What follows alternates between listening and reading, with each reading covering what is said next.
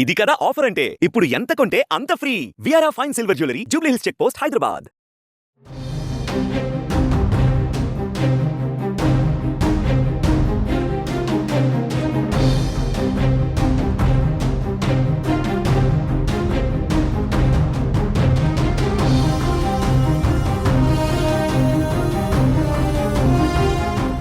జనసేన నేత AP deputy CM సోదరుడు నాగబాబుకు MLC ఖరారైంది.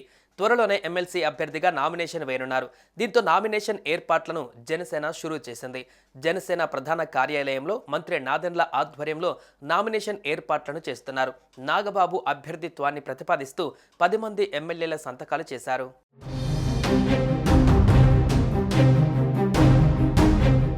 నామినేషన్కు అవసరమైన పత్రాలు సిద్ధం చేయాలని పార్టీ కార్యాలయ సిబ్బందిని డిప్యూటీ సీఎం పవన్ కళ్యాణ్ ఆదేశించారు. దీంతో నాగబాబు నామినేషన్ దాఖలుకి అవసరమైన పత్రాలు సిద్ధం చేస్తున్నారు జనసేన నేతలు.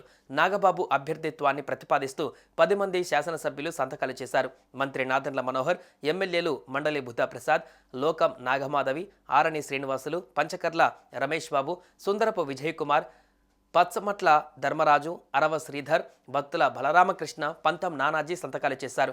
త్వరలోనే నాగబాబు ఎమ్మెల్సీ పదవికి నామినేషన్ వేయనున్నారు.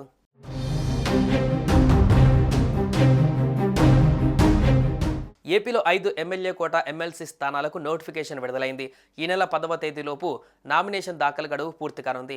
ఈ నెల 20న పోలింగ్ జరగనుంది. అదే రోజు సాయంత్రం కౌంటింగ్ నిర్వహిస్తారు. కూటమి పొత్తుల భాగంగా ఓ ఎమ్మెల్సీ స్థానాన్ని జనసేనకు కేటాయించారు. దీంతో జనసేన పార్టీ నుంచి కొణిదెల నాగబాబు పేరును ప్రకటిస్తారని కొద్ది రోజులుగా ప్రచారం జరుగుతుంది.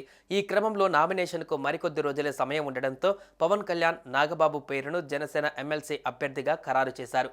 ఎమ్మెల్సీగా ప్రమాణ స్వీకారం చేసిన తర్వాత ఆయన్ను మంత్రివర్గంలోకి తీసుకునే అవకాశం ఉంది. ఇప్పటికే ఈ విషయంపైన చంద్రబాబు, పవన్ కళ్యాణ్ మధ్య చర్చ జరిగినట్లు తెలుస్తోంది.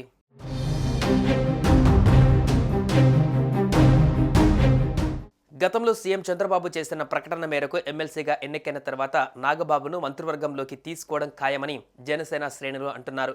ఇప్పటికే పవన్ ఉప ముఖ్యమంత్రిగా ఉన్నారు. నాగబాబు మంత్రి అయితే అన్నదమ్ములిద్దరూ మంత్రులుగా ఉన్న ఏకైక సభగా ఇది గుర్తింపు పొందనుందా అనే చర్చ జరుగుతుంది. అయితే నాగబాబుకు ఏ మంత్రి పదవి ఇస్తారనేది హాట్ టాపిక్గా మారింది.